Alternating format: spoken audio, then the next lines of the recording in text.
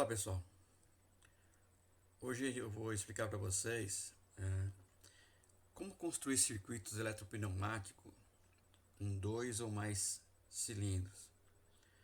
Mas para isso vamos falar um pouco sobre, recordar um pouco, né, aquilo que vocês já aprenderam na pneumática, que é o diagrama trajeto-passo. Muitos de vocês recordam que o diagrama trajeto-passo é aquele que representa, né, sob a forma de gráfico, os movimentos que o cilindro realiza em cada passo durante um ciclo de trabalho, certo? Então, no movimento do cilindro, você tem lá uma sequência, né, o cilindro A avança, o B avança, o B retorna, o A retorna, enfim. Tá? Isso é chamado o diagrama trajeto-passo, que aqui nós temos uma representação dela num diagrama, e aqui nós temos a representação de uma sequência, onde eu tenho o positivo que o avança e o negativo ele retorna, né? Então eu tenho o cilindro A avançando, depois o B avançando, o A retornando e o B retornando. No nosso diagrama eu tenho então o cilindro A avançando, certo? Quando ele chegou no final do curso dele, o B e avança. No final do B, o A retorna. E no retorno do A, depois o B retorna. Então esse é o nosso diagrama trajeto-passo representado através dessa sequência que nós estamos vendo aqui. Aqui nós temos no caso, dois cilindros, né? Nós podemos ter aqui mais o C, o D, o E, enfim. Isso vai de acordo com a quantidade de cilindros que a gente vai utilizar na nossa sequência, ou seja, no nosso circuito. Tá? Isso aqui é válido tanto para pneumática como eletropneumática, é o nosso diagrama trajeto-passo. Então essa representação é válida para os dois. É só mais uma revisão de o que é o diagrama trajeto-passo, certo?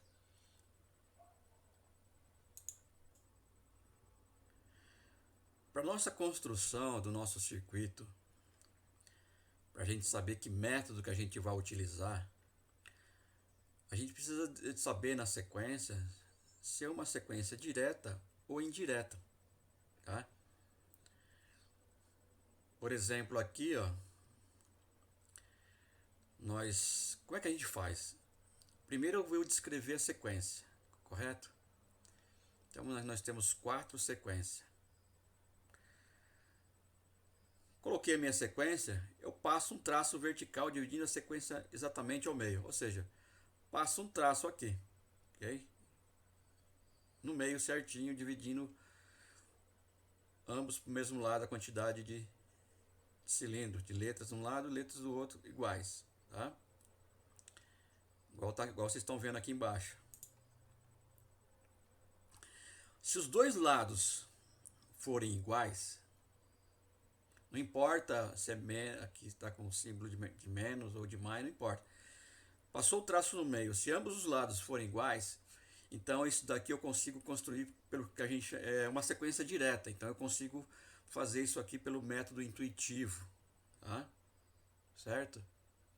Igual vocês estão vendo aqui, ó. Se tiverem as mesmas letras na mesma ordem, trata-se de uma sequência direta, cujo circuito de comando pode ser construído facilmente pelo método intuitivo, sem problema de sobreposição de sinais. Ou seja, estão iguais igual estão aqui, ó. O método intuitivo como o próprio nome diz, é o método intuitivo, é pela sua intuição. Ou seja, é só colocar lá os meus cilindros que eu vou utilizar. No caso aqui eu tenho o cilindro A e cilindro B. E usar no final do curso ou no início do curso as nossas chaves fim de curso. Ou seja, ele vai até o final do curso, ele aciona uma chave fim de curso, né? O cilindro aciona a chave fim de curso. Chega no final, ele vai dar condição para outro avançar ou retornar, depende da tua sequência. É só posicionar ele no começo e no final do ciclo do curso do cilindro. É isso. Então, pelo método intuitivo é fácil. Só que quando a gente tem os dois lados aqui, se passou o traço e nós temos igual tem aqui, ó, diferentes, são dois cilindros, mas a sequência está diferente. Tá? Eles não estão na mesma ordem. Aqui tem A, B e aqui é BA. Então eles não estão na mesma ordem. Então isso aqui você já não consegue construir pelo método intuitivo. Por quê? Porque se tentar fazer isso pelo método intuitivo, você vai ter problema de sobreposição de sinais que a gente chama, tá? Então, nesse caso, quando eu tenho uma sequência indireta, eu tenho que usar um método de minimização de contatos, que a gente chama de método cascata, tá? Então aqui, ó, nós temos aqui uma sequência direta. Aqui novamente, ó, vocês podem ver que aqui, ó, estão iguais, ó, ACB na mesma ordem, tá? Independente do sinal que está aqui, é uma sequência direta. Isso aqui então eu consigo construir ele pelo método intuitivo tranquilo, tá? Caso contrário, se os dois lados do traço forem diferentes, ou seja, tiverem letras diferentes ou em outra ordem, trata-se de uma sequência indireta, que com certeza vai apresentar problema de sobreposição de sinais. Ou seja, você vai ficar tentando fazer essa sequência indireta pelo método intuitivo, você não vai conseguir, tá? Então a gente vai fazer isso pelo método de minimização de contatos, ou seja, o método cascata. Aqui tem uma sequência indireta, pode ver, ó. A avança e A retorna. Aqui já totalmente diferente. B avança e B retorna. Então tem uma sequência indireta. Aqui temos outro exemplo, ó. Outra sequência indireta. Outra situação que caracteriza uma sequência indireta é quando uma letra aparece mais do que uma vez nos lados do traço, como vocês estão vendo aqui, ó. B avança e B retorna. Isso é uma sequência indireta. Não tem como resolver isso aqui de jeito nenhum pelo método intuitivo. Teria que usar o método de minimização de contatos ou o método cascata.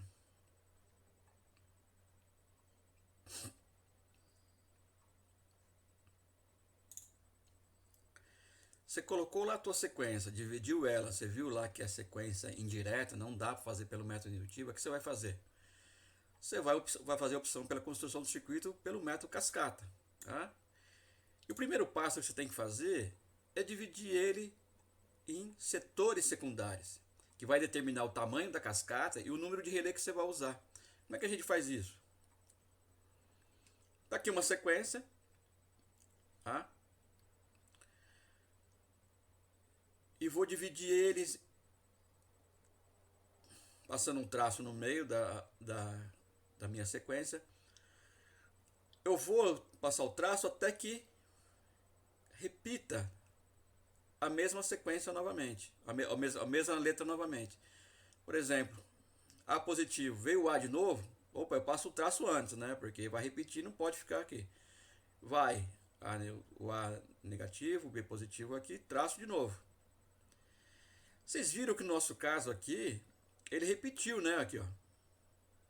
Ele ficou praticamente isolado, o A aqui positivo e o B aqui. Mas como aqui não repete ele nem aqui, eu posso fazer o quê? Eu posso jogar esse cara para cá e fazer junto a minha cascata, certo? Então é um meio de eu utilizar aqui um setor secundário. Eu vou jogar esse B negativo junto com esse cara aqui, posso fazer a minha cascata, tá?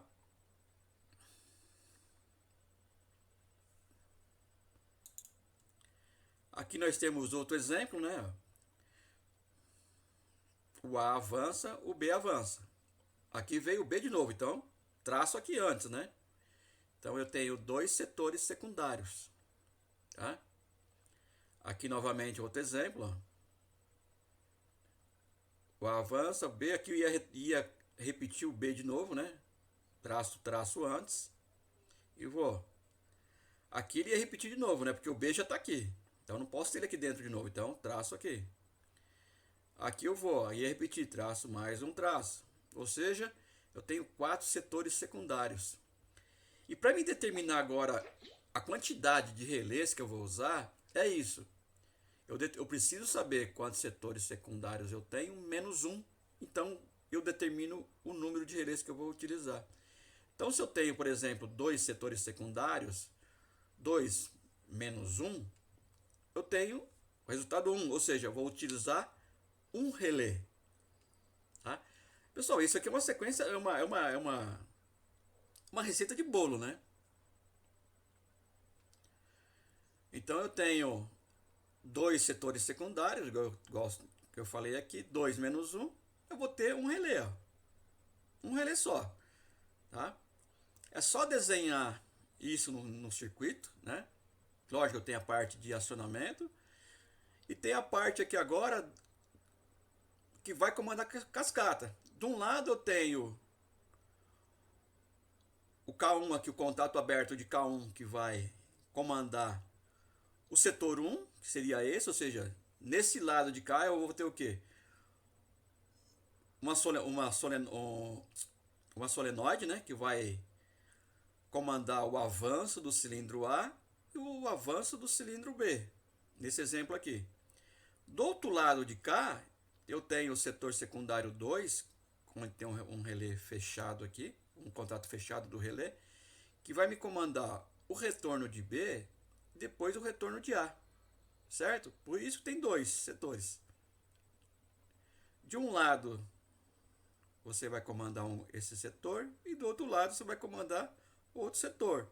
Então eu vou ter o que aqui do lado desse lado cá? Duas válvulas solenoides para avanço de A e avanço de B, duas válvulas solenoide que vai me fazer o retorno de B e o retorno de A. Correto? Então aqui, ó, tá até dizendo aqui embaixo, ó, observe que para controlar dois setores secundários é exigido um único relé auxiliar. No nosso caso, 2 menos 1 deu um relé só.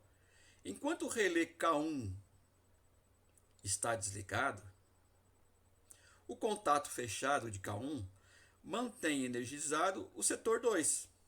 Se o relé meu está desenergizado, ele não está acionando nada. Os contatos dele estão normal do jeito que está, sem energização nenhuma. Um está aberto ou está fechado. Então, do lado de cá, ó, o contato fechado de K1 mantém energizado o setor 2, certo? E o contato aberto de K1 mantém desenergizado o setor 1, tá? É importante depois, na hora que a gente for ver um exemplo, que na hora que a gente for energizar, esse K1 aqui ele vai fechar. Nós vamos acionar o relé K1, ele vai fechar, fazendo que a minha sequência aqui de um lado do setor seja cumprido o que está pedindo aqui, ou seja, o avanço de B, o avanço de A e depois o avanço de B na sequência, tá? Quando terminar aqui, o que eu preciso fazer? Eu preciso que essa condição no final, a chave, o relé, no final do curso desse cilindro B aqui, me dê condição para mim derrubar o relé. Ou seja, eu vou mudar de setor, então ele precisa, a chave final de fim de curso aqui, ela precisa fazer o quê? Ela precisa me dar a condição e derrubar o relé K1, ou seja, desenergizando o relé, fazendo com que o K1 aqui, o setor 2, seja acionado. Ou seja, para mim poder cumprir o retorno de B e o retorno de A aqui no setor 2, correto? E isso é um exemplo para dois setores. Eu tenho para 3 setores, depende da tua sequência, né? Eu preciso para 3 setores secundários. Receita de bolo. É só desenhar lá no teu circuito que de um lado vai ter um contato aberto de K1, 2, do jeito que tem que desenhar do jeito que está aqui. Então teria circuito setor secundário 1, 2, 3.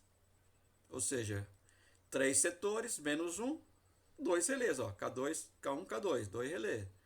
E assim por diante. Vai ter para 4 setores secundários, que eu vou usar no caso 3 relés, ó, K1, K2 e K3. Tem que desenhar do jeito que está aqui. Depois eu tenho para 5 setores, menos 1, 4 relés, ó, K1, K2, K3 e K4. E assim por diante. Usando sempre a regra de setores secundários menos 1 é igual o número de relés que você vai utilizar no teu para fazer o teu circuito de acionamento conforme a sua sequência, correto? Agora vamos utilizar um exemplo aqui, daqui da apostila da Parker. Tá até na página 107 da Parker, apostila da Parker, eletropneumática. Esse exemplo que a gente está vendo aqui. Então eu coloquei aqui a primeira coisa, eu escrevi a minha sequência, mas não tem problema, escreva a sequência. A avança, na sequência o B avança, opa, não pode repetir a mesma letra de um lado da sequência. Então, traço uma linha no meio. Então, eu tenho avanço de A, avanço de B e no meu outro setor o B retorna e o A retorna. Então, a gente tem o que aqui? Uma sequência indireta, tá? Ela não pode ser resolvida pelo método intuitivo. Então, eu teria que usar o método de minimização de contato, né? O nosso método cascata, tá? Já determinei que é uma sequência indireta. Eu vou ter o quê? Dois setores secundários. E, logicamente, 2 menos 1. Vou utilizar um relé para fazer o comando, né? Para fazer funcionar essa sequência que nós temos aqui. Tá? Aqui nós temos o passo a passo de como vai ser, né? O botão de partida S1, que vai mudar de alimentação do setor 2 para 1.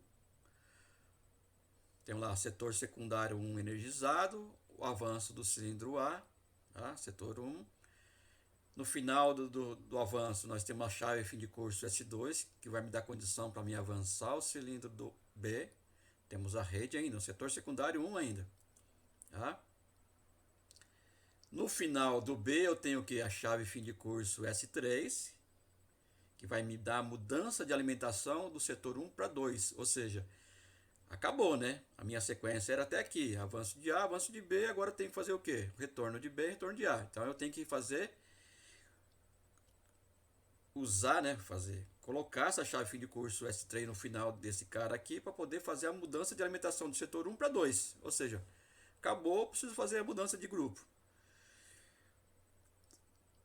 Vai me dar então essa mudança, a energização para o setor secundário 2, que vai me dar o que? O retorno do cilindro B. Ó, pode ver que a rede aqui já é 2, ó, é outro setor.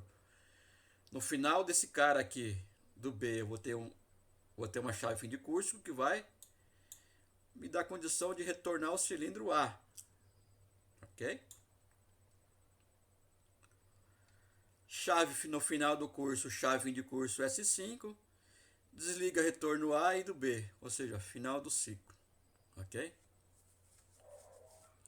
Então isso aqui é a sequência. Você pode até fazer conforme está aqui para não ter erro de você errar a sua sequência, de como você vai construir o circuito. Tá?